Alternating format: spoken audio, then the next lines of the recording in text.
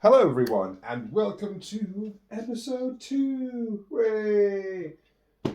Never thought we'd get here, but here we are. This is the second episode. It's quite early in the morning, the sun is shining, and I think I am in a bit of a singy mood, so if I do burst into a random song, I apologise. So this episode, I wanted to talk about... last episode, I touched upon the period of isolation that lasted for about a year. And I wanted to talk about what actually brought me out of that. So, ever since I was a young boy, when I was a young warthog, when he was a young warthog. Anyway, when I was young, I had a dog, Max his name was, and he was a Border Collie Alsatian Cross. I found him in an alleyway when I was 8 years old. I saw him eating out of the trash bags. It was a jet black dog. He looked a bit like a wolf. But as soon as I saw him, I ran over, I picked him up, and I basically took him home. I said to my mum, I said, "Oh, can we keep him?" And she was with a new boyfriend at the time. And she just looked at me and she was like, "Oh, we'll see." And I was like, "Yeah, that means yes." And then, not long after, I named him. Named him Max, and I think once we'd sort of named, because me and my friends, my friends were with me at the time, and we're all kind of in love with this dog, and yeah, I ended up keeping him, and he just ended up being the best dog of any dog that has ever been. That's not to diminish anyone else's dogs, but years ago when I was young, as I say, it's not, things weren't as strict as what they are now. So you didn't have to have dogs on the leads all the time. So we used to live on this big estate, and behind us we had this big massive estate, and loads of kids used to play around on this estate, and it was a closed off estate, so there wasn't any traffic, cars driving through or anything, and all the kids used to play on this estate from a mile around. They used to come around to just play different games hide and seek or British Bulldog or so many different games. And Max, what it is that we had this 6-foot gate out the back, and it was funny because what he used to do is we used to open the back door and he'd run and he'd jump up and over this 6-foot gate. It was not you wouldn't, when you saw him do it, you're like, oh my God. And he'd jump over the back of the gate and he'd just be free then. He'd just be roaming around the neighborhood. So every kid knew who he was. We never had him on the lead. We'd let him out in the morning. Sometimes he'd come back at 10, 11 o'clock at night because he was just one of those dogs. He was his own dog, and he just had the freedom to do whatever he wanted to do. And I had him from the ages of 8 to 23. So he's 15 years old. When he died, and I don't know if this is also true for you, but for me, when a pet in quotation marks dies, I don't really see them as a pet. I see them as they're sort of a member of the family. I find it very difficult to deal with. It's devastating for me. To be able to, I don't know how people can just move on quickly from pets because Max dying when I was 23, and to be honest, this was also convoluted with the death of my grandfather as well, who was my main guardian at the time.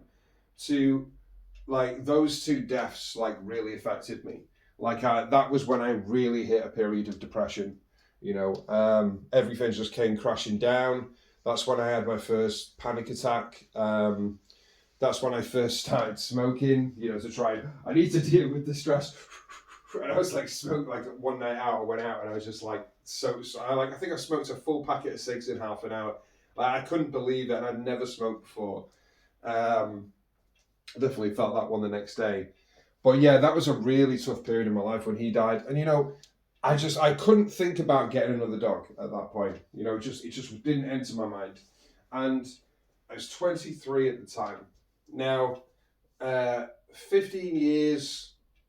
So would it be 15 years or would it be, 23? Yeah, it would be 15 years. So 15 years pass from the death of Max, and I'm 38, right?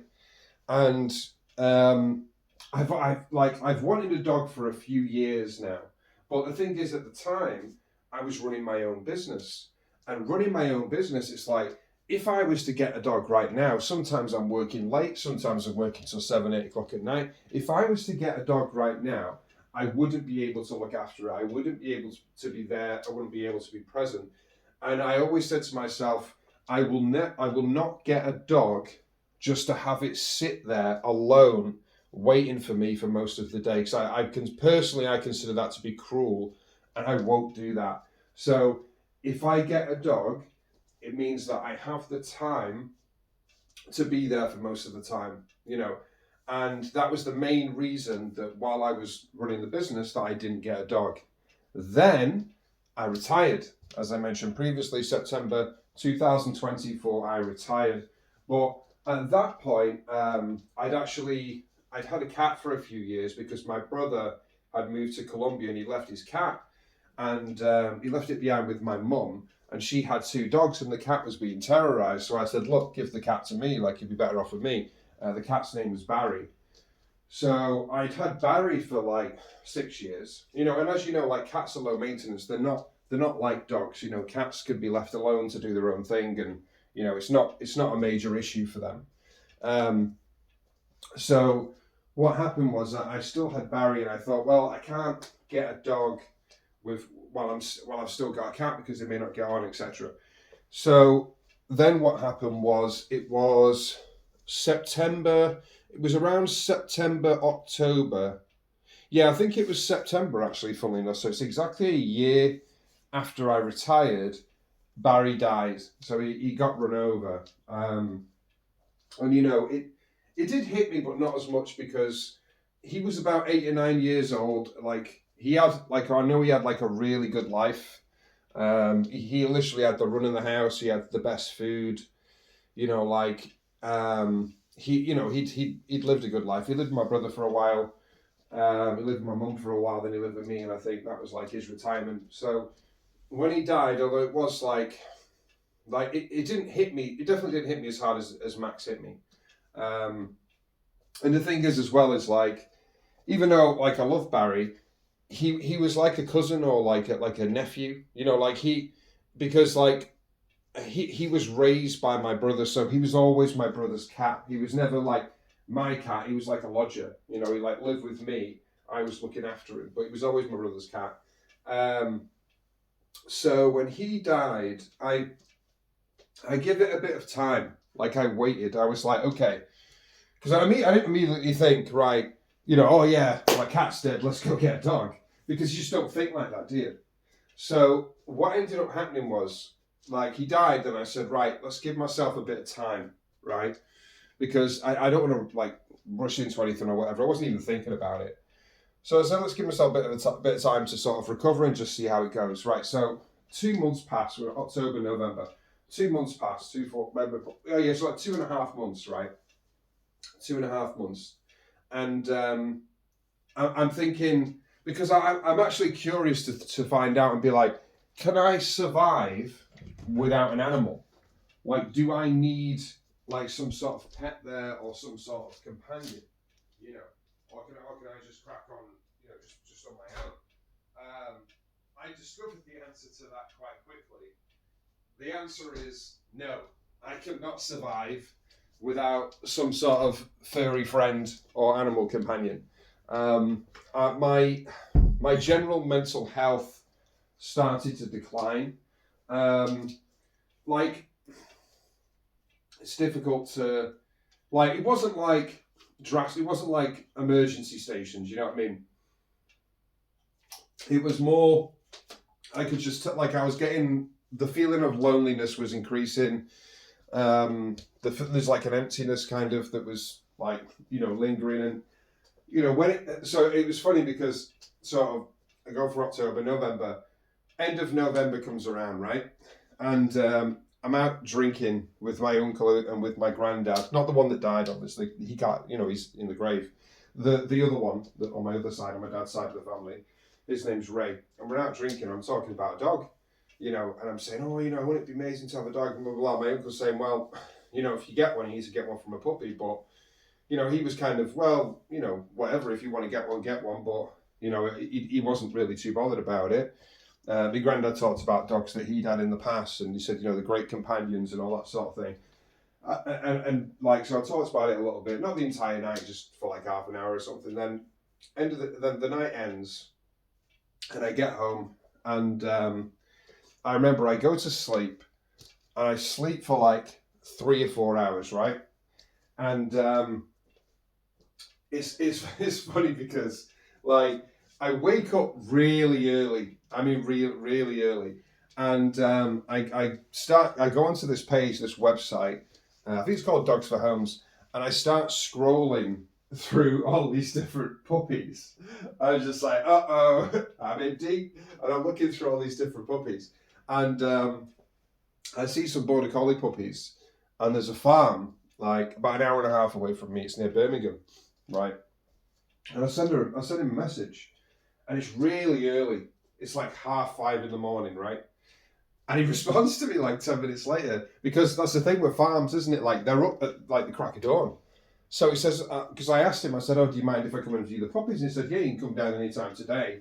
You can come early if you want. I was like, you know, because I was like, right. So I was like, okay. So I literally get all my gear on.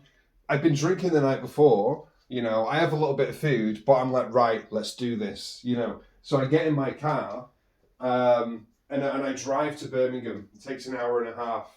And my head's not completely right at this point. Like, I feel like adrenaline is driving me forward, you know, towards this decision. So I'm driving the car, and I'm going towards it. And I feel the anxiety because I'm trying not to think about it, because, like, and I think this is what I need to state as well, is I never intended to go there and come back with the puppy, because I went there thinking I'm just going to look. I'm famous last words. I'm just going to look. I'm just going to, because I don't know if I want a border collie. You know, I don't know if this is, you know, so I only went there to go and look at the puppies and be like, oh, that's great, and then come back and then make a more, you know, measured decision for the long term. So I get there, right, and I drive into the farm. It's really difficult to find, by the way, because it's like off all these side roads, and there's no signs to point where the farm is. So I ring the person, and it's his daughter picks up the phone and then sort of gives me instructions, and I get there. And I see the farm, and I drive past it and the cows and all that sort of thing. And then I see this like tin shack, kind of, it's like an outhouse. And then she meets me near that, and then she says, oh yeah, the puppies are in here. And I'm looking, and this is the thing, right? So it's end of November, beginning of December. So it's freezing, right? And there's this tin shack outside.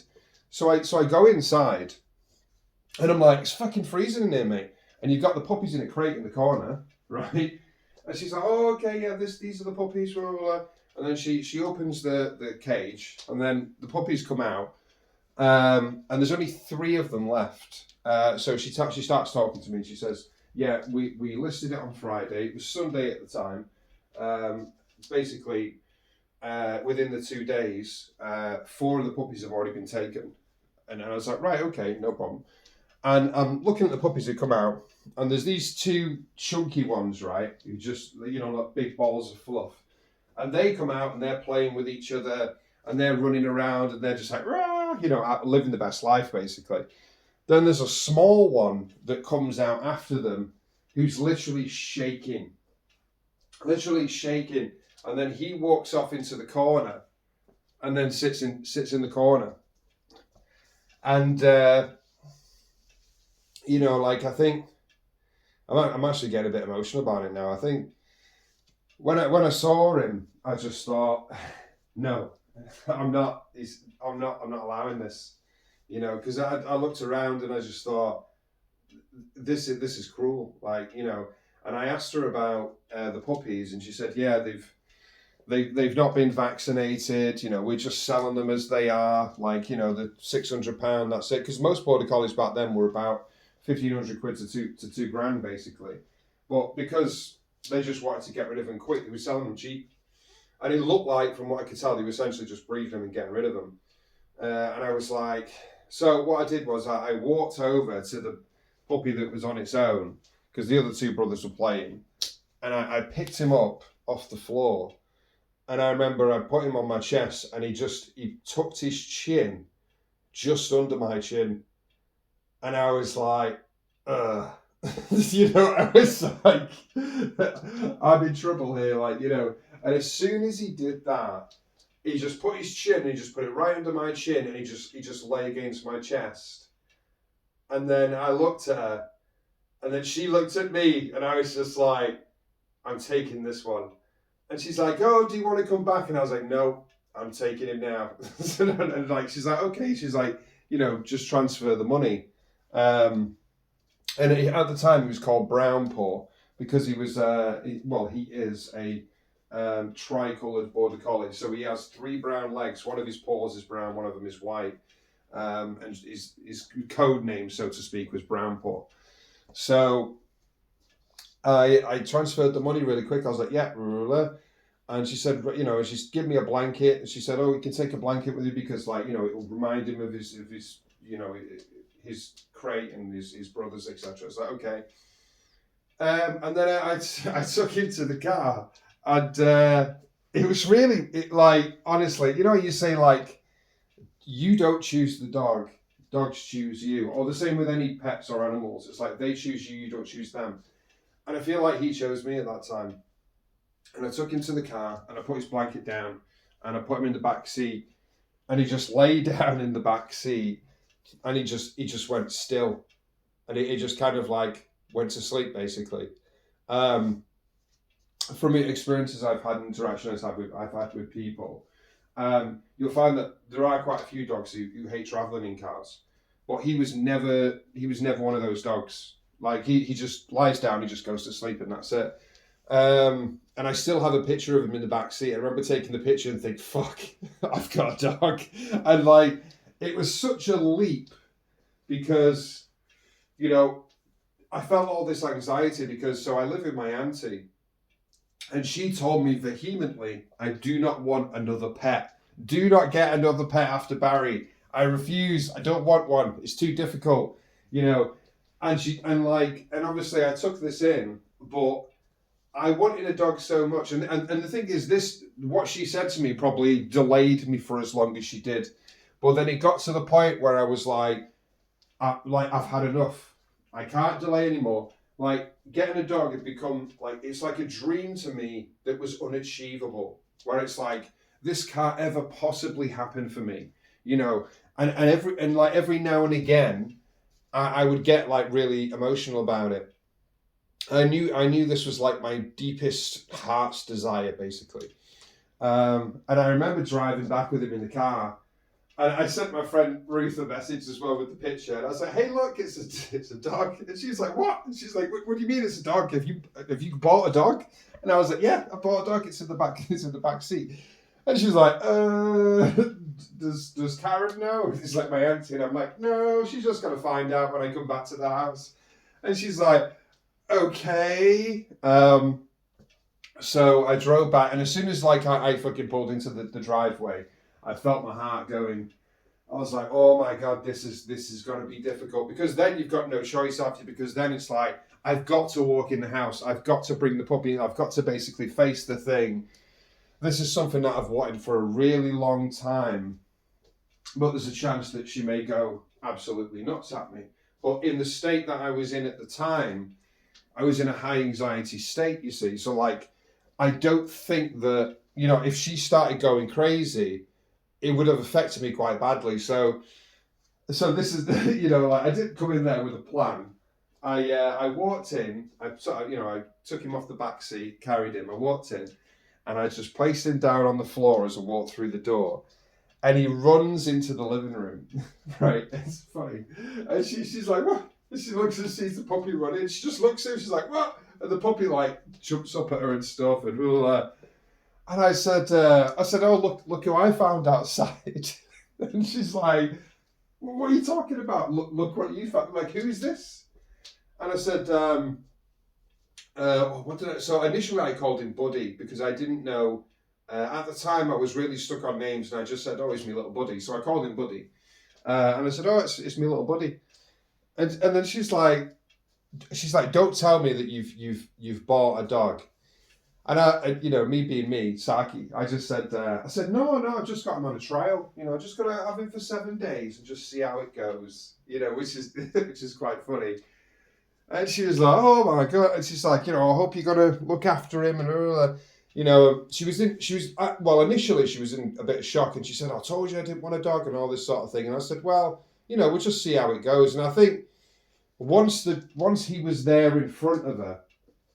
And I think as well, like he helped me with that, and in the initial stages, she ended up speaking to my mum on the phone, and my mum was sort of all for the idea because she knew I wanted a dog for a long time, like I'd always wanted a dog, but I sort of made an agreement with myself that I wasn't always in a position to have a dog. So for the first day, so I named him Buddy. I wasn't even prepared. That's the thing. I wasn't even prepared. Like, I didn't have so the owner at the farm, she gave me a bit of biscuits, and I said, "Oh, what's his diet been?" She said, biscuits and raw food. And I thought, well, I want to try and get him on puppy food, but I wasn't prepared in any way. Like, I didn't have I didn't have a crate. I didn't even know where he was going to sleep. And there's so many things that I'm just not prepared for. Like, I didn't have any of the stuff. I didn't have a lead, even though you can't walk them at that age anyway because he didn't have the vaccines. But I was just so unprepared. And even like my friend Nathan said to me, he said, after I explained to him, he said, "I'm so surprised that you didn't prepare whatsoever because you're usually someone who really thinks about things and researches into things." And I was like, "No, it was impulsive. Like, every now and again, cause if I'm stepping through fear, that's the thing. That's it. This is a different thing."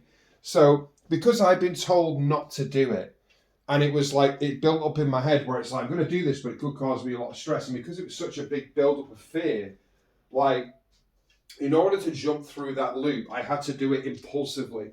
I had to do it on a whim without giving my brain too much time to think. Because if I gave myself too much time to think, I would have convinced myself out of doing it. So that's why it was an impulsive thing. That's why I didn't prepare for it. I just had to do it and step through. I didn't have I didn't have all that time to sort of plan and all that sort of thing. But what I ended up buying the stuff that I needed to get. I didn't buy a crate until 5-6 weeks in, which was honestly a mistake. The first week with him was the hardest. I couldn't as a kid. Because I think when I found Max, I think he was, he's about 17, 18 weeks when I found Max. So it's a decent sized dog at that point. But with Benji, he was, I think he was 10 weeks or something like that. And the thing is, at that point, they don't know boundaries. The dogs don't know boundaries. So he's very nippy. He was destroying everything. He was eating the walls. In the first few days as well, he felt quite a bit of anxiety because it was a new environment. He'd never been able to have the run of the house and be able to go around the house and stuff. That first week was hell. And not only that is the disparity between going from I can do whatever I want, whenever I want, to being responsible for a puppy that never leaves you. And then my life basically became centered around him. So I've gone from all the free time in the world to nothing. I just had to look after him. That's all I could do. And it oh my God, it was like baptism by fire. Honestly, you had to be constantly switched on because he would destroy stuff, and I'd have, he was sleeping. So because I didn't have a crate or anything, it's something that I learned down the line when I did the research. He was sleeping on my bed, so he used to just flop down on the bed. And ever since he was a baby, he's not one of those who just sleeps in the same place. He gets up and moves around a lot. So at that age as well, their bladder isn't developed. So they need to pee 3 times a night. So I was getting up in the middle of the night, half asleep, carrying him downstairs, opening the back door, letting him out for a pee. Then I'd go back upstairs. Then he'd be up 2 hours later. Then I'd do it again. you know, it was like having a child. I mean, I've never had a child, so I'm not trying to knock how hard that is. But honestly, it's like it felt like just having a kid. You know, to keep I barely any sleep, and that first week was the hardest. And I remember calling my friend Ruth, and I said to her, I said, I can't handle it. And she's like, what do you mean? I was like, I can't fucking do this. Like, I'm at my wit's end. Like, I'm having a fucking breakdown. And she was like, no, you're fine. I said, look, I can't handle the dog. I'm going to have to give him away. She's like, no, you can't give him away. He's like, I was like, no, I can't handle it. Like, I need a break. I've gone from having all of this free time to myself, and I had all these ways to regulate myself, and I couldn't do any of those things because he was always there. So all of my routine, everything that I built, it just destroyed because I had to look, because my entire focus became looking after him. And she was like, no, it's like he loves you, you know, you can't get rid of him, you know, and all that sort of thing. And I was like, no, he's the devil. You know, he needs to go. And she said to me, she said, wait a day and then see how you feel tomorrow. And I remember what I did was, right at the end of the night, like, I was like proper like, oh, you know, I was up late as well. I couldn't get to sleep. I was wired. I was just, because my nervous system was on fire. And I was like, oh my God, I can't do this. And I sent the guy who I bought it from, the farmer, I sent him a message. And I said, this is at like 2 a.m., right? And I said, would it be okay? Would you be able to accept him back? Like if I brought him back, and would you be able to like resell him to another person? When I sent it, so this is the thing, when I sent it, it was done out of panic, you know, and I, at the time, I was so much of a mess. I was like, it's kind of like, you know, when you get to a certain point, like you're in this stress state, you're in this highly stressed state, the only way that you can see out of that highly stressed state is to push away the problem. So I've seen this with friendships. So say like you're right, you've got so much stress, and then you say your friend is going through a problem, or there's friction between you, and it's just one thing too many. And you think the easiest way, and I see this with people with very high anxiety, the reason they can't maintain friendships, the easiest way is to drop the friendship because it lightens the load of what you have to deal with. And it was the same with the puppy. It was like, look, the puppy is the source of a lot of my problems right now. If I get rid of the source, if I get rid of this thing, then I'll have less problems. But the thing is like, I'm already bonded because like, by the way, the second day I named him Benji. So I'm already bonded to Benji. It's like, but at the same time, I'm highly dysregulated, in panic mode. I'm being reactive. I'm in my emotions. Ruth's like, just wait a day. So I send the farmer a message at 2 a.m. And then a few hours goes by. I go upstairs. I go to sleep. Benji's sleeping next to me. And like, I'm thinking about it. Was that the right thing to do? And I like, it makes me feel even more anxiety because I'm like, I don't know if this is the right thing to do. Like, I don't know. Then I go to sleep and I wake up early again. It's funny because I wake up at the same time that I did on the Sunday that I got him. And I woke up in bed and my eyes opened, and I opened the app, and I just think, I don't know why, I just woke up and I just thought, no. You know, but as soon as I went to sleep and woke up, it's like I reset and I just went, no. And I went onto the app and I deleted the message. The message was only up there for about 4 hours, and he hadn't yet responded to it anyway. But I was like, nope, that's not going to happen. I refuse to give up, you know. And it's funny because Ruth said this to me. She said, you don't give up. Like, no matter what the problem is, you will keep going until you find a solution to the problem. You've always been that way. But that doesn't mean that I don't have days. And that's the thing, is like, sometimes it's okay to give up. Like, you can give up just on like a certain day and just say, I'm at me, like I can't go, I can't do anymore. Like it's just so much, and you eventually come to sort of breaking point. And it's like, sometimes it's okay to give up. Sometimes you have to accept that you've reached that boiling point, you've reached the end, and then once you accept it and you sort of, right, okay, and then the next day, like I said, it was I was reset and I woke up and it was different. You know, I was able to step back a little bit and think, well, okay, do I really want to do this? And, you know, the answer was no. And there's been a few times in my life when I've just give up and just been like, fuck it.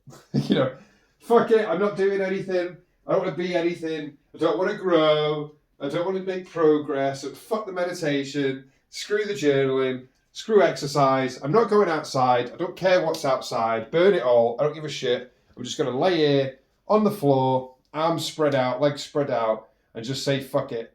You know, because what's the point? And everyone has like a point where, like, eventually they come to that point where they just say fuck it. You know, everyone goes through that, and a lot of the time, for me at least, it's through it's at points of like high stress.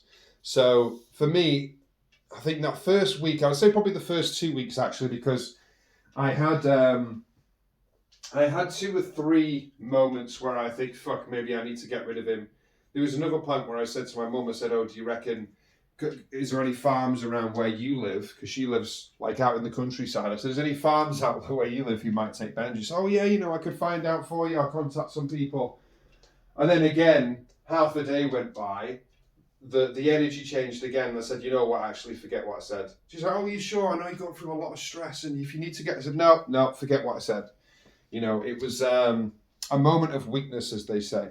And I had 2 or 3 of those moments of weakness in the first 3 weeks of having him. But then after that, I started to adjust. It was still difficult, but the thing is I remember thinking to myself, I thought, you've got 2 options here.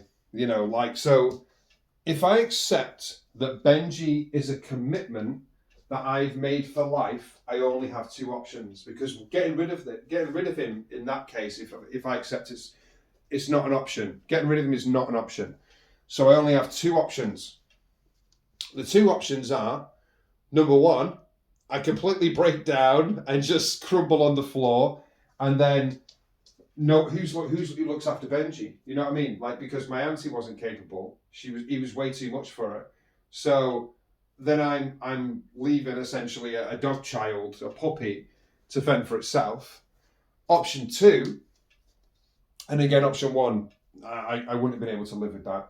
Option 2, I get stronger, I get more resilient, I get better.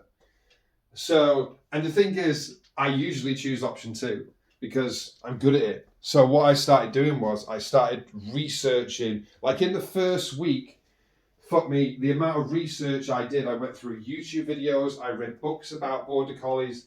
Like, I was like, all of the preparation that I didn't do before I got the puppy, I did in the first 2 weeks. Like, and I was like, forget about everything else.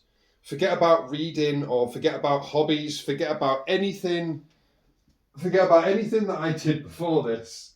This is now my hyperfixation, but it's my hyperfixation out of necessity, because I have to learn more, because the panic and the fear a lot of the time was coming from a lack of understanding. I didn't know what was going on. I didn't know why he was acting out. I didn't know why he was destroying the house. I didn't know how to deal with it. So I did tons and tons and tons of research. And I was like, right, how do I deal with this? You know, and I started learning different techniques. Like, you know, when he starts chewing on something you don't want him to chew on, you've got to lay down a boundary. Like, no, you know, like super firm, no. Or, you know, you shock him. I used to go, huh! Like that. And then he'd be like, oh, and he'd jump up and be like, oh, what are you doing? You know, like, and then what you do is you hand him a toy or something comparable where he can chew in that, and you just have to do that each time. And then whenever, like, that's the thing, whenever he did something that you wanted him to do, you would reward him. You know, you'd pat him up, like, you know, so 2 ways to reward a dog is, one is with a treat, the other is with physical effects, you know, good boy, you know, so reward the behavior you want to continue and discipline or dissuade the behavior that you don't want to continue, you know, like tell him off, basically. But yeah, also one thing that, even though there were moments of frustration where this did happen, but one thing that I was told is that you never like hit a dog, and it was never something I wanted to do anyway. But in the sake of transparency, there were a few moments when he was younger where he'd bite me and I'd like, push him away basically, but like, what are you doing? Because the thing is, like, that's the thing, you're human. Like, if something bites you, you react. And, I felt bad about it in the early days. But he's durable as fuck anyway. So it didn't harm him or anything like that. He just ran back at me. But this is the thing, is one of the great things about having a dog is that it teaches you to emotionally regulate under highly stressful conditions. Now, I thought before this that I had my shit together. I did not, because having something that is constantly like, in your face all of the time, it's like, it's one thing to do yoga, right? It's one thing to do meditation. Like, imagine doing yoga where a puppy is constantly jumping on you and like licking you and sometimes trying to nip you. Can you do yoga while that's happening? Because that's the ultimate, right? And that's the thing, is like, a puppy will push you in ways that you never saw before, that is not possible when you're just on your own. A puppy, like Benji, has been the greatest driver towards my own development, but like, I didn't want it. That's the thing. I hated parts of it. I was like, oh my God, like, this is so much, this is too much, I can't do it, but he is relentless. He's absolutely relentless, or he was, he's better now. But like, he was absolutely relentless. Like, he just would not give me a second to breathe. He's like, come on, let's go. And that's the thing, border collies are different from other dogs. It's like, there are border collies, then there are other dogs. Border collies are bred to work, and his parents were both farm dogs. So that work drive in them is absolutely insane. They do not stop. Their energy levels are absolutely through the fucking roof. So I was very unprepared just for a dog in general, and then even more unprepared because I didn't, like, when I look back, I didn't actually know that much about border collies. I didn't know the specifics of the breed, what the habits of the dog, all of that sort of thing. So learning about that, and in the early days, this is the thing, is like, I learned so much. I mean, I think I've learned so much since having him, to be honest, and I think I'm much better at emotional regulation. So in the early days, because you can't walk your dog without them having 2 vaccinations, right? And I went to Pets at Home and I got the first vaccination done. And they said, look, we don't recommend this, taking him out of that second vaccination. So you're going to have to basically carry him through the park. So I used to carry him through the park, and I did that 2 or 3 times. And he was absolutely gagging to get out. He was like, no, let me down.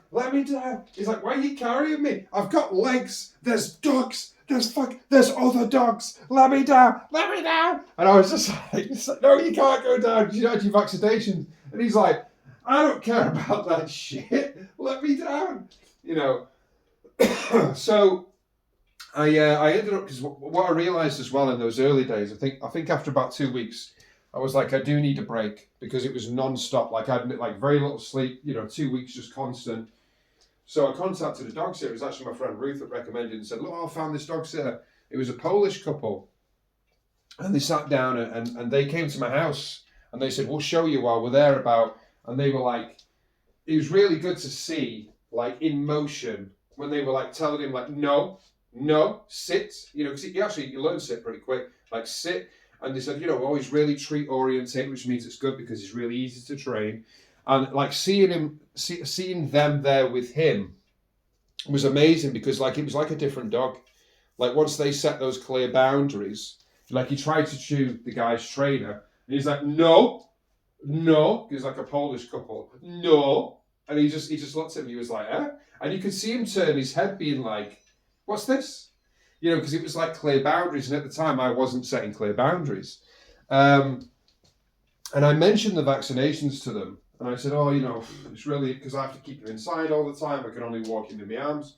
And they said to me, look, don't worry about the second vaccination. He said, look, you get it in a few weeks. Said there's next to no risk. Because he said, think about it, right? Every dog that's in the park has been vaccinated. So the chances of your dog catching anything are next to zero. And he said to me, he said, look, if you want to walk the dog, walk the dog. I was like, yes, there's a minimal amount of risk involved, but like he's a border collie, he's got lots of energy. You're going to find it difficult if you're keeping him inside for weeks and weeks and weeks. So I was like, right, okay. So I thought about it and I was like, you know what? It's a calculated risk, but I'm going to take the risk. So at 13 weeks, I basically had him on a lead and walked him. Because I was, and then he was happy as fuck when I did that. I was like, oh my God, I'm walking, I'm in the park, it's a big garden, and he loved it basically. And I had him socialising with other dogs from 13 weeks. There was there was a horrific moment on Christmas Day. Oh my God, he ran away. I was in the park, and what happened was I had him off the lead because he was doing really well. He was like staying by the side of me. I was like, oh yeah, great. Then this bigger dog comes and chases him and he bolts. And I think, because he's chasing him around, and I think, oh, he'll come back round, but he doesn't. And then the other dog that chased him just runs back on his own. And I'm thinking, where's my dog? And I'm looking round for him and he's nowhere to be seen. And then I'm like, oh, fuck, this is... And I'm looking around, I can't find him anywhere. And to be fair, this is one. So even though I do feel a measure of anxiety, there's a feeling within me, and this is where the test comes, you see. This is where I felt like I was tested. There's still a feeling inside of me that says, there's no way, after all of this that's happened, that you're going to lose Benji. There's no way. I just don't believe it. So even though I couldn't find him in that moment, I was relatively calm. I started walking around, and there was people walking around the park, and I started saying to them, oh, do you mind, I sort of walked up to, I remember the first couple that I saw, it was two women, like a lesbian couple, and I walked up to them and said, oh, you know what, I've lost my dog, he's a little puppy border collie, do you mind, if you're walking around the park, just, having a look out for it? So, oh yeah, no worries, don't worry about it, we'll have a look out, and we'll tell other people. I'm not kidding, right? It's Christmas Day. On that day, at that time, I had near enough 80 people looking for him. Like, I just mentioned it to everyone who I saw, and this is like on Christmas Day, surely they've got other things to do. They've got plans, etc. But everyone was out looking for this puppy, right? And that just shows you the kindness of people, And then what ended up happening was there were people who were like monitoring the socials for me, and my mum sent me a message saying it was a border collie puppy found, and he was in Wythenshawe Hospital. And what had happened, right? So I called the number. I called a nurse answered, and she said, "Oh, can you describe the puppy to me?" And I was like, "I've spent every waking second with him for the past 4 or 5 weeks. I know exactly what he looks like. He has one white paw on the left. He has one brown paw on the right." And I started describing, his leg is slightly white on this. And then she's like, yeah, okay, he's your dog. Because at the time, he did have a collar, but he didn't have, I'd not had a thing made that said his name and the address and that, which was stupid of me. But that's why I had to describe it. She's like, right, okay, he is your dog. And he said, come and pick him up in Wythenshawe Hospital. I was like, okay. I was like, what's he doing in Wythenshawe Hospital? Because that's half an hour away.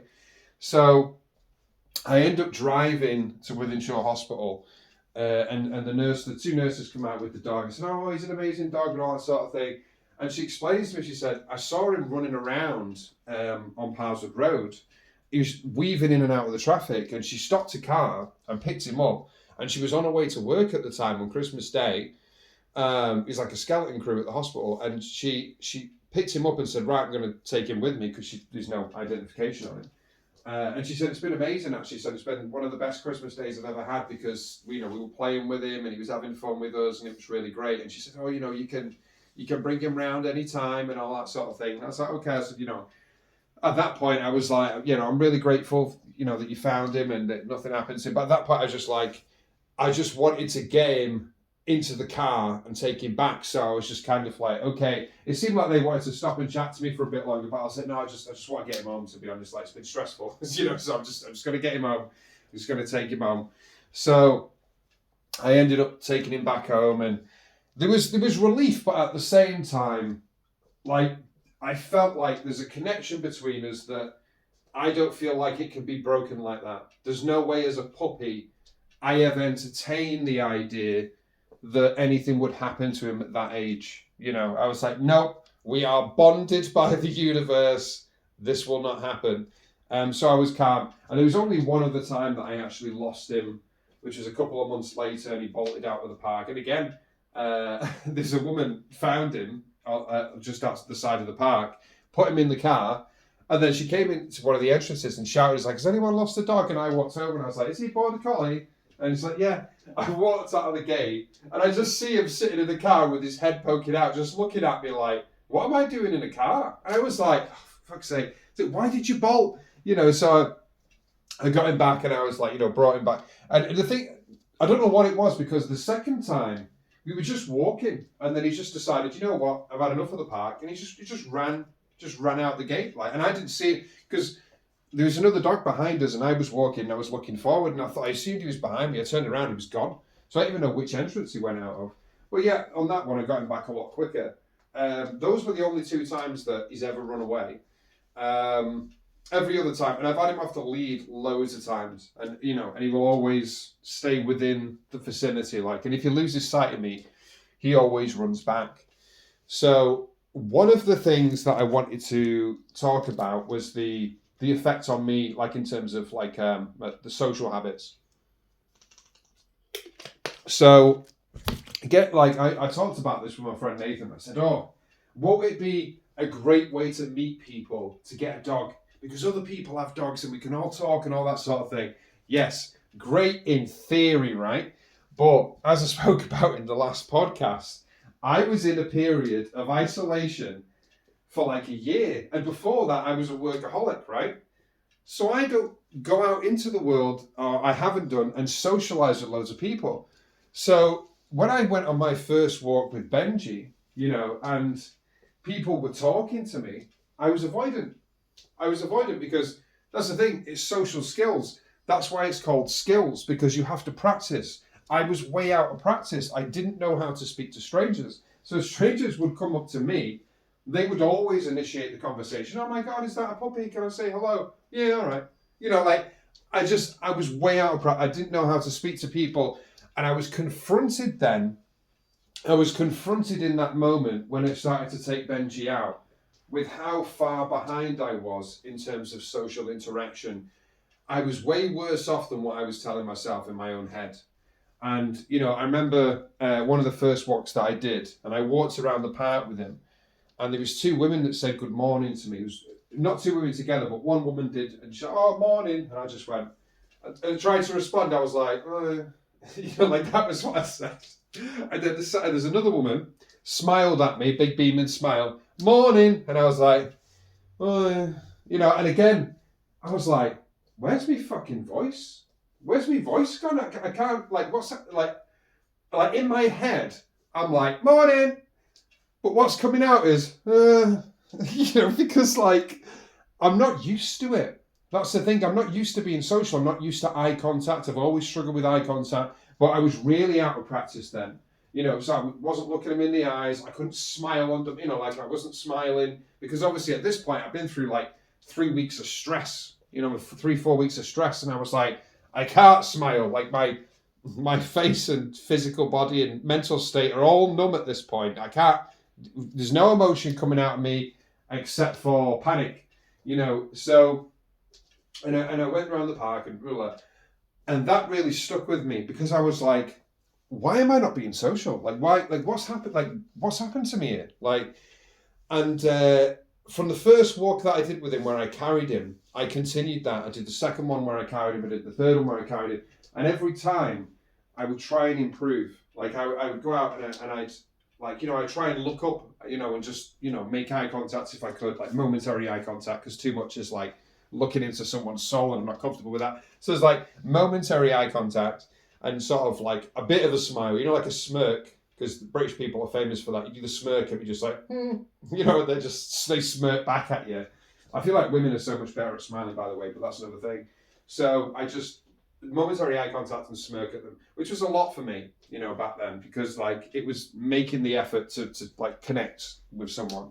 And, you know, over the next few months, I don't know, you wouldn't believe the transformation. And this is the thing, is like, for me, the way to get good at something, and I've always done this throughout my life, is, so like, I always say, like, I'm both the scientist and the experiment. And it's difficult being the experiment sometimes because there's all the emotions and the fears and the uncomfortableness, but I'm the scientist and the experiment. So go out into the real world and experiment, and then once you've done that, go back home, reflect and look at the results, and then analyze the results and the patterns, right? So to skip ahead a bit, I think it was a couple of months ago, I came up with this game, because one of the best ways to step through fear is to make it fun. Is to turn it into a game. So I came up with this game called the Good Morning Game. And it was designed to bring me out of my shell. Not just bring me out of my shell, but in such a way that I became a super social person. It was like a cheat book, right? They're called the Good Morning Game. And there's rules to the Good Morning Game, because you've always got to have rules, because it keeps you, from cheating. So there's rules to the Good Morning Game. So the Good Morning Game is, how many people can you say good morning or socially interact with in a single day, right? And you count the people. Because walking around with Benji, he's running around, he's sniffing, etc. Sometimes you get bored. So it's like, right, let's play this game. So every person that you see, excuse me, every person that you see, you say good morning to, right? And in the beginning, I was just like, it's really difficult, because one of the great things about this game, it's such a great game for personal development. You're confronted with any stereotypes or judgments that you have about other people. You're confronted with them. So there's so many excuses that I had in my head not to say good morning to people. Oh, but they've got headphones on. They're not going to hear me. Oh, but he's jogging and he's not paying attention. He's out of breath. They don't look like someone that wants to socialize with anyone. They just look like, fucking get away from me. I had so many excuses, right? And one of the things I will always admit, and this is something that a lot of people don't do, is that I'm wrong a lot of the time. Because our stereotypes, our fears, our judgments are based on a fictional narrative that we tell ourselves about the other person, because we don't know them. We're attaching this fictional character role to them, right?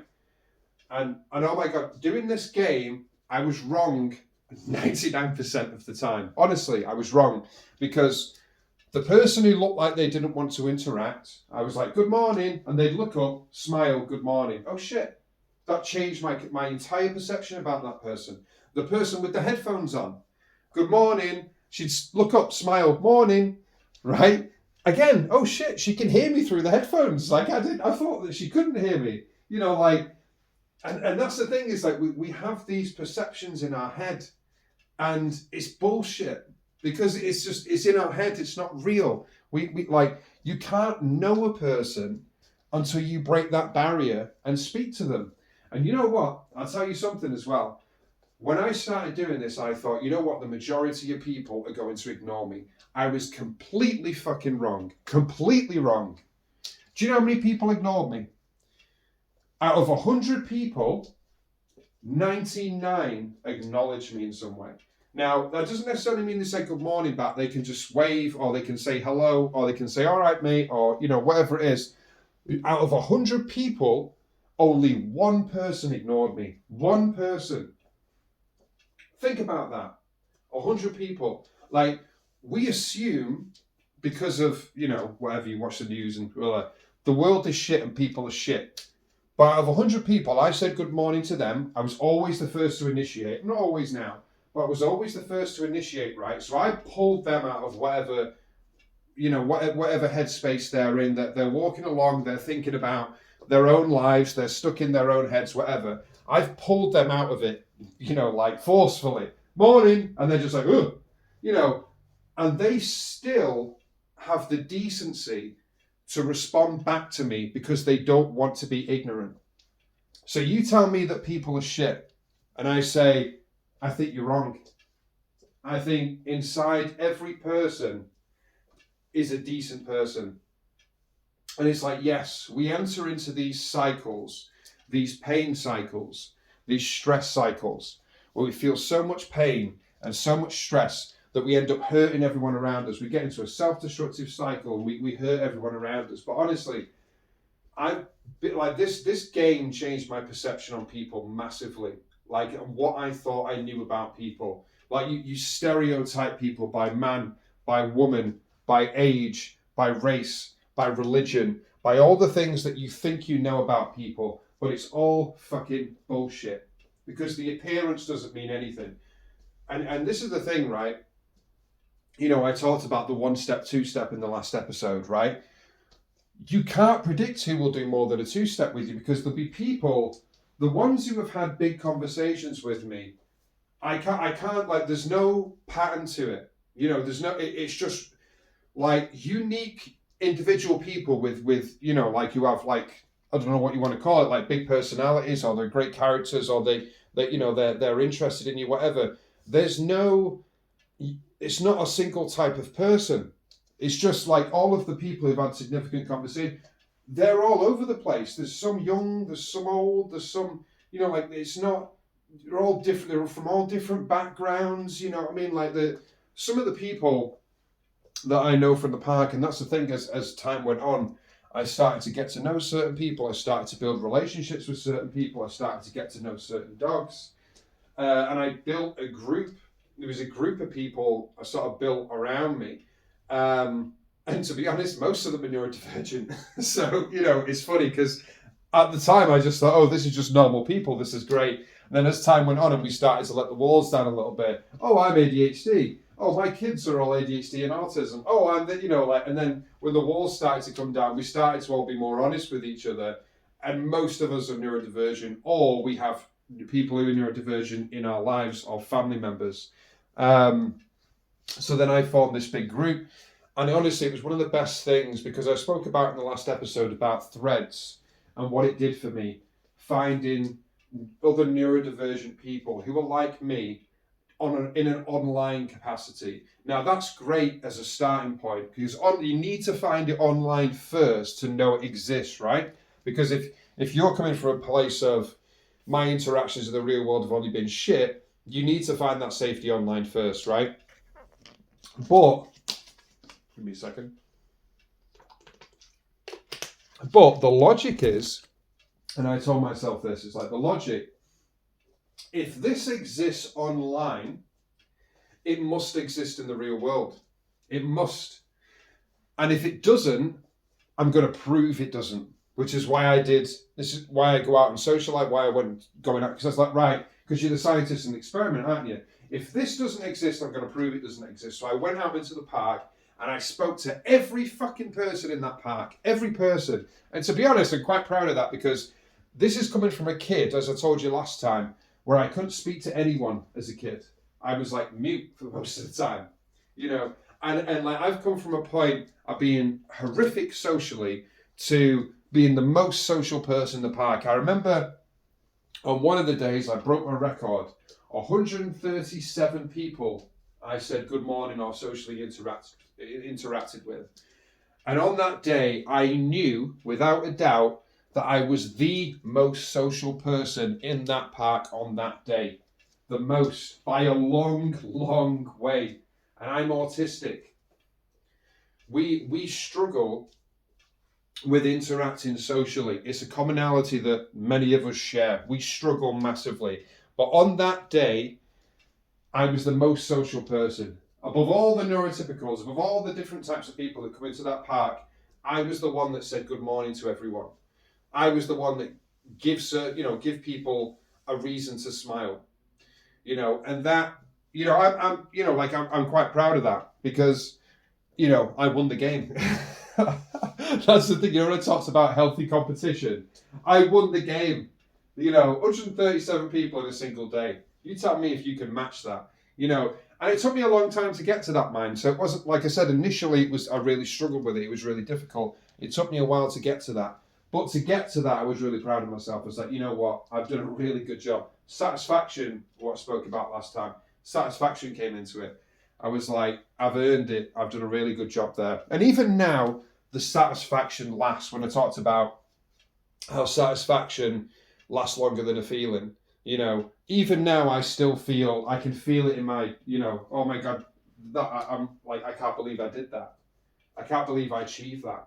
You know, coming from a point when I couldn't speak to anyone, I just mumbled at people, you know, like going from that to saying good morning to everyone, because that's who I wanted to be. I said to myself, I want to be the two women that said good morning to me. I want to be the person that says good morning, you know, like, because when I think about it from other people's point of view, like they could be walking around the park and they don't say anything to anyone. And sometimes I'll say good morning to someone, and I can tell they were like me. They've not used their voice in that day. So when you say good morning, they go, oh, you know, like, it's like, you know, you can hear like, it's like forcing the voice out because they're not used to using it. They've not used it in the last day, or could have even been the last few days. Like, I don't know. And even though it may seem trivial to me because I'm saying it to so many different people, to that one person, it can mean something. You know what I mean? It can mean a lot to that one person. It's like, just because you find something boring doesn't mean it's not significant to someone else. Just because you think, well, this conversation is not as in-depth as I would like, just saying hello to someone can change someone's world. So don't underestimate the effect you can have on other people, because I've seen it in their eyes. I've seen it. It changes their state completely. They go from withdrawn to, and then suddenly you speak to them and you acknowledge them, and they change. They change. Their whole energy changes. Everything. They're just, oh my God, someone's seen me. Because, like, do you think it's fun? And I know you probably experience this yourself. Is it a good feeling to walk around outside and for everyone to act like you don't exist? Is that fun? It's not, is it? Because, you know, people say, and I think this is quite toxic, oh, we'll just leave people alone, just let them be themselves. It's like, what that does is that creates an environment where we're all pretending that other people don't exist, you know, and it means that you don't socially interact with anyone. When you go outside, you don't socially interact with anyone unless you're buying something and you speak to someone over the counter. There's no social interactions. And that's a transaction, by the way. It's not like a, you know, social. But anyway, so that's how society has become now. And I just think, no, it's fucking bullshit, mate. Because like in my granddad's day, everyone used to say good morning to each other. Like, this is the thing, we're social creatures. Like, especially neurodivergent people. And I always said this, look, neurodivergents, like we crumble in isolation. We're social creatures. We're meant to be part of a team. We're a cog in a larger framework. You know, we can't do everything, but we can do some things amazingly well. And inside a team of people who all bring something to the game, we can make and do amazing things when we're part of a team. But if we're isolated, we feel useless. We feel like we have no purpose. Like, no one wants me around anyway. What's the point? No one needs me. And we deteriorate. Right?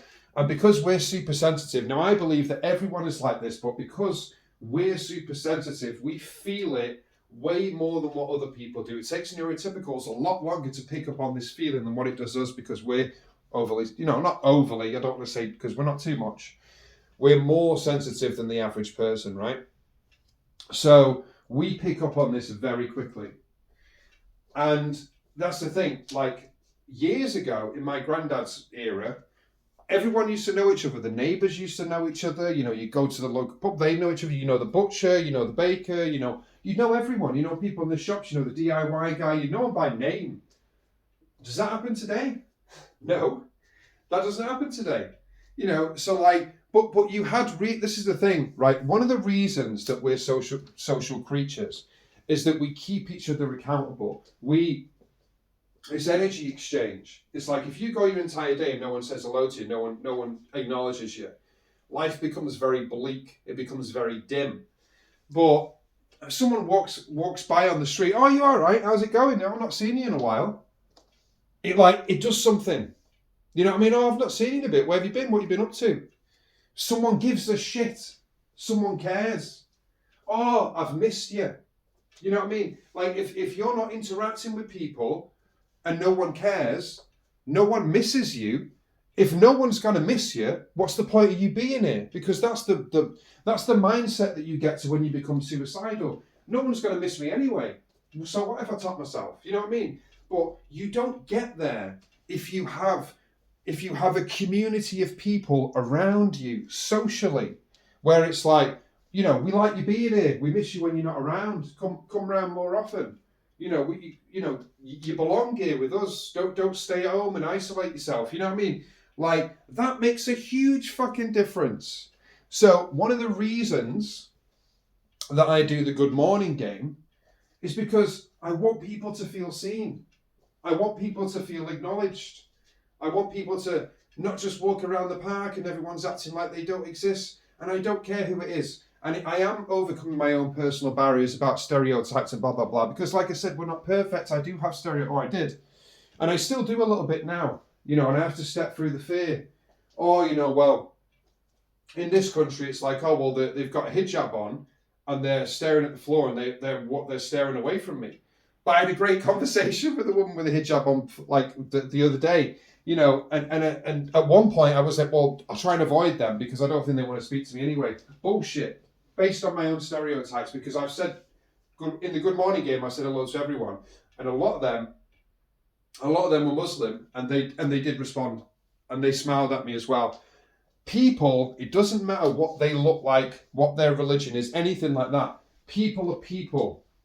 Like I said, at our core, like, I've said this before, don't give people too much credit and think that, you know, they're just consciously, you know, what would you call it? Like, sort of like, they're consciously trying to be a dick, basically. You know, because that's not it. Like I said, a lot of the time we're in autopilot. That's not it. They're not consciously trying to be an arsehole. We just get stuck in unconscious loops. Now, when I say good morning to someone, I break the loop. I bring them into presence. I'm bringing you into the present moment. I'm here now. It doesn't matter if they're looking at the phone when they're walking past you. Hello, wake up. You know, wake up. You know, that's one of the things that I love as well, because there's always two sides to the coin. It's not a dark side, but I have so one of the reasons I do it is obviously because I care about people, but the other reason I do it on the other side, which is, you can kind of say like I don't know, like, you know, the light and the dark is like, you know, the angel and the devil on the shoulder, but the devil's saying, fuck with the system. Like, people are like, because you see patterns, don't you? As an autistic person, I do anyway. I see patterns, and it's like, everyone's avoiding. You know, it's cool to hate the world. It's cool to think everyone's shit. It's, you know, like, oh, it's not my fault. Let's blame everyone else. It's like, you know what? Fuck with the pattern. You know what I mean? Like, break the pattern. Like, because for me, kindness upsets the rhythm.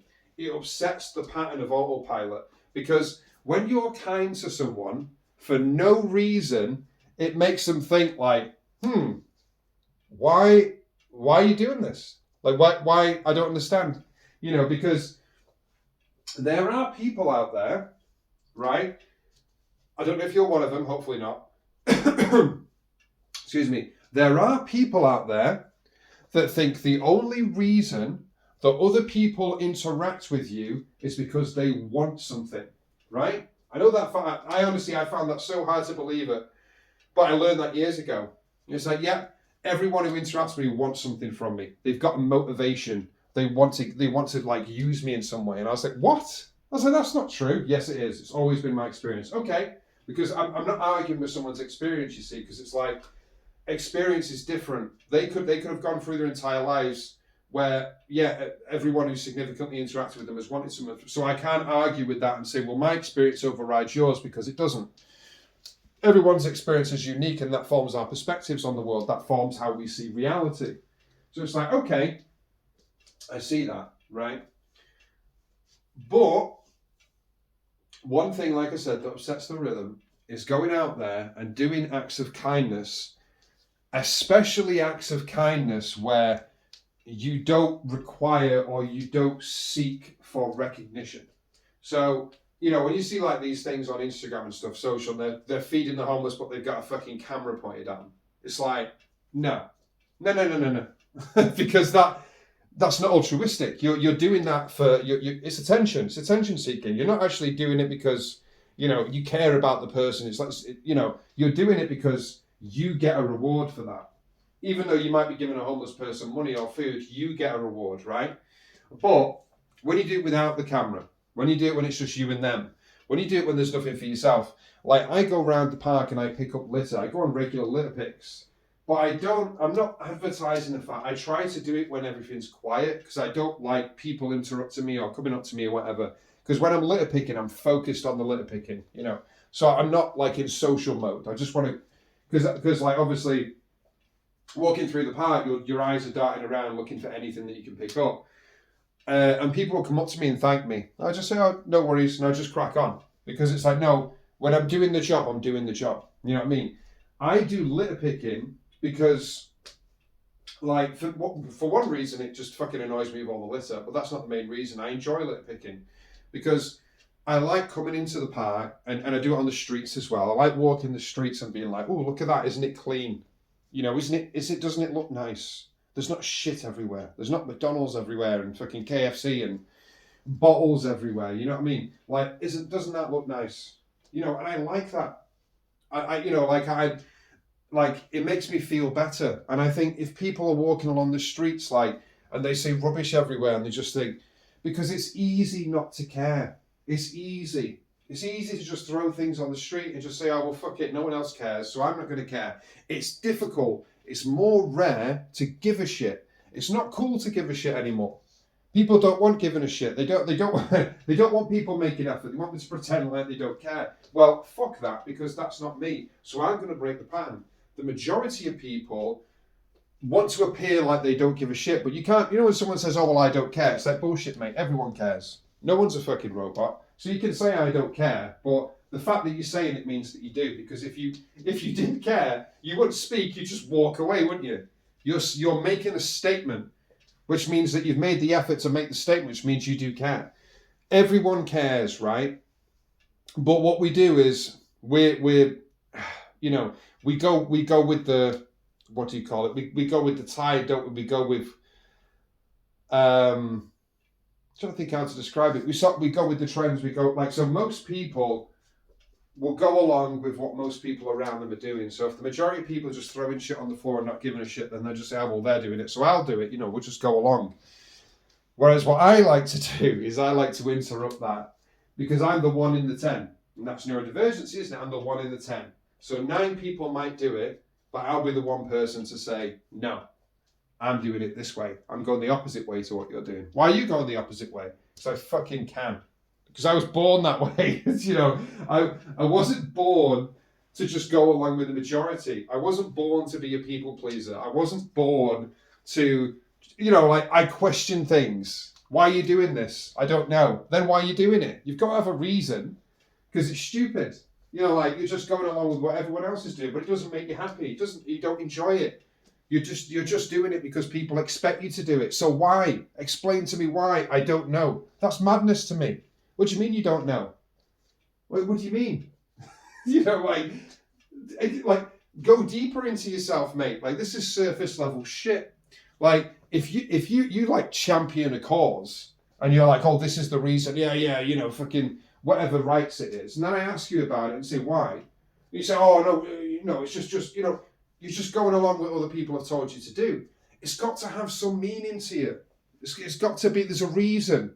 Like, I researched into this myself. Like, this is what I want to, there's got to be emotion behind it other than just anger and rage because other people have told you to do that thing. Anger and rage is not enough. You know what I mean? Like, passion, emotion, giving a shit about people. There's reasons I do the litter picking. There's reasons I socialise, and I can go deeper and deeper on the subject, depending on how the person opposite me how much they want to know. So for me, there is a dark side to it. Fuck your system. Fuck the system. I don't give a shit. I am an anarchist. And an anarchist does not mean you go with whatever is fucking cool at the time to protest against. That's not an anarchist. An anarchist goes towards the majority of society. And the majority of society now is fearful and avoidant. And like I say, you go around the park, they won't speak to people. I'm the opposite of that. There's no one and nothing that can stop me from spreading kindness and spreading and interrupting the rhythm. Because people and the funny thing is, right, you don't need to because the thing is, the only reason I have that energy that you're hearing there is because I'm fearful. So you have this push through energy, right? It's not against people, because people are amazing. Like when I go around and pick up litter, I've never had a negative comment ever. And believe me when I say that, no one has ever said anything negative when I pick, oh, why are you doing that? No one has ever said that to me. And I've done a lot of litter picks, but I've had so many thank yous. I've had so many people say, good job. I've had so many people come up to me and say, you're doing amazing work there, mate. Thank you for that. I've had so many people say that to me. I love the job that you're doing. People, like I said, that whole, because it's the perception of other people. And that's the thing. We create a perception of, well, there's people who don't want me to do this. There's people who disapprove. There's not, go out in the real world and test that theory. Because, like I said, when I litter pick and stuff, no one has ever said anything negative to me. When I say good morning, only one person ignored me out of 100. And then another 100 people may say, maybe it takes another 200 or 300 people to before someone else ignores me. And sometimes if someone does ignore me, usually it can be with the headphones on. So they've not actually heard me, but they still acknowledge me. So one thing I found with the social interaction is eye contact. Try and get eye contact with them first and then say hello. Because if they've got headphones on, they'll know that you're trying to reach them. Hello, I'm calling you. Say something. Or what I started to do was wave. Because physical motion, even if they can't hear, they can see physical motion. So when you wave in front of them, it's a different way of getting someone's attention. The good morning game, amazing. I've started to do chalk designs on the floor recently as well, but I don't want to speak about that on this particular episode, because that's a big thing as well that I've been doing to make people feel happier. But I want to mention that on the next episode, especially because I'm reaching an hour 17.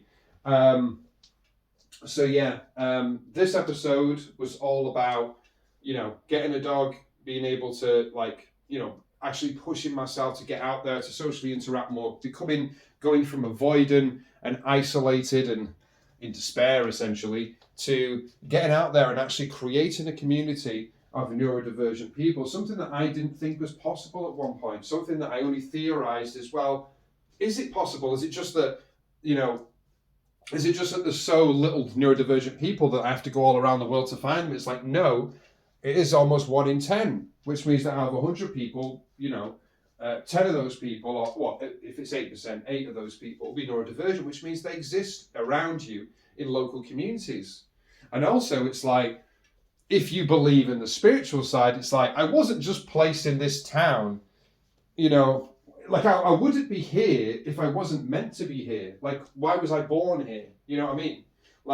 So if all the people I'm meant to get along with are 2,000 miles away, it doesn't make sense, does it? So there must be a reason I'm here. I just have to discover it. So that's something that I'll talk about next time, is the chalky things and what I did with that and the responses I got from that as well. Because I got quite a few good stories from that as well. I hope you've enjoyed this particular episode. I'm going to Worcester today, actually, for I'm just seeing a friend of mine, Nathan. I love Worcester as well, because the architecture, the cathedral's fucking amazing. And we'll be going out drinking later in the night. It's not to say I'm an alcoholic, but I do like to go away to different places every now and again. We do it every month and a half, something like that. We go to somewhere different in the UK, some sort of different city that we've not been to before. Or this particular one, Worcester, we have been to before, and I really love the place. So we're going back there, and hopefully I'll get a few stories when I go there. And I'm hoping to step through fear as well.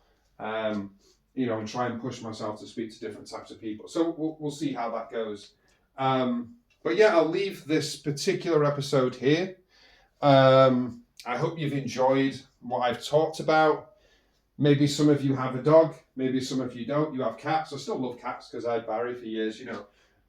Maybe some of you have other pets like guinea pigs and squirrels. No, probably not squirrels, actually. It's not really a pet.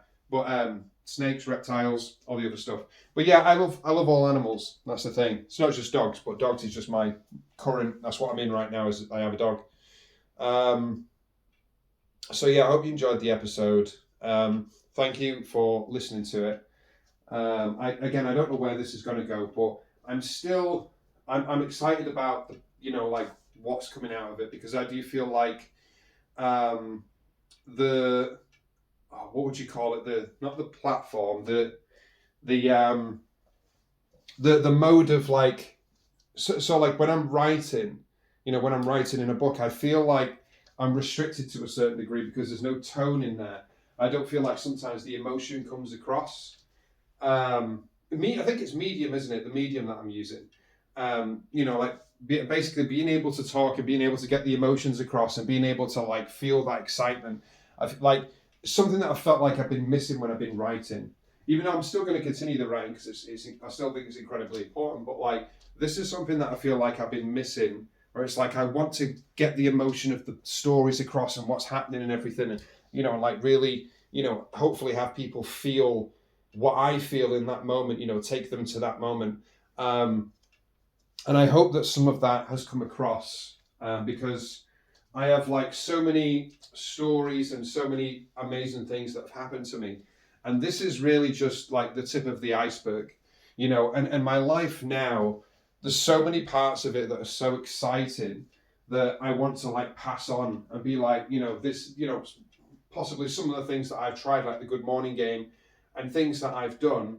Maybe there's a lot of neurodivergent people out there who, you know, maybe feeling exhausted, isolated, you know, in the period that I was in.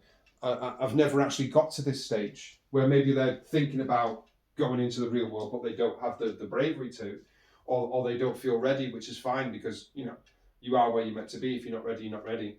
But maybe this will give them a bit of inspiration, you know. So yeah, I appreciate you listening to the podcast. I am getting the train to Worcester in like an hour and a half, so I will have to go and get ready and pack myself and all that sort of thing, get a shower, have a bit of breakfast, a bit of cereal. Hopefully it's going to be a really good day. I hope it doesn't rain because there's dark clouds floating around towards me, so I'm hoping the storms don't come, but if it does, you know. So yeah, I'll leave you there. Thank you so much for listening to episode 2. I will continue doing it because I do enjoy it. And I also want to thank my friends as well who initially started listening to this podcast, and I asked them to help me out and, you know, be some of the first listeners to it. I really want to thank them as well. And my support system, the people who are around me, the community that I've formed, give me so much energy. I always, like, something that I always say is, look, me on my own, you know, I have a decent amount of energy, I have a bit of creativity, but I'm so much stronger because I'm not just me. I'm sort of a result, a community. What would you call it? I'm sort of, there's a piece of everyone around me sort of helps me to build up to this point where I feel capable of doing so much more than what I would do if I was alone. Like, I'm not just me. I'm the sum of everyone. I'm the sum of the community around me. I'm the sum of all of the parts. I'm a cog in a huge mechanism of people that I'm connected to. So many different people, of which stories you'll probably hear about. Amazing people, neurodivergent people, you know, who have amazing lives, have done amazing things and have amazing stories, you know. And I'm lucky enough to have them, or fortunate, I should say, because I don't really believe in luck, but fortunate enough to have them in my life, you know, and they build me up and they help me when I'm down. And, you know, their acknowledgement, their presence, their support, they are the reason I am where I am. I wouldn't be here today without the people that surround me, because they save me. Every single day they save me. Every single day. the people that are close to me, they saved my life, you know, because if I didn't have them, I wouldn't be here. You know, I wouldn't have the strength and the resilience that I have. Quitting the addictions, I could never do it for just me. So you know why I quit in the end? Because it was affecting the people around me negatively. It was hurting the people around me. And I said, no more. No more will I hurt the people around me because I have this addiction. I didn't quit for me. This is the funny thing. I quit for them. I quit because I was hurting them. I wanted to do it for myself, but my esteem was so low, I thought, well, fuck it, I don't care if I do damage to myself. But when I realised the effects it was having on them, I was like, this isn't fair. I don't want to do this. I don't want to hurt the people around me because I have an addiction, because I have a coping mechanism. I stopped for them. The people around you are what make life worth living. It's not the place, it's the company you keep. And that's something I found to be true, and I've been around the world. It doesn't matter what country you go to, what place. If you have the right people around you, it'll be fucking amazing. You have the wrong people around you, it'll be a nightmare. So I want to leave it there with an acknowledgement to all of the friends and all of the decent people that I've interacted with, because without all of that, I wouldn't have any stories. It'd just be me sat on the floor reading a book, basically, and that's not very interesting. So I will see you next time on episode 3, which will probably come after the weekend, to be honest, because I'll probably be busy. But yeah, thanks again for listening, and I will speak to you soon.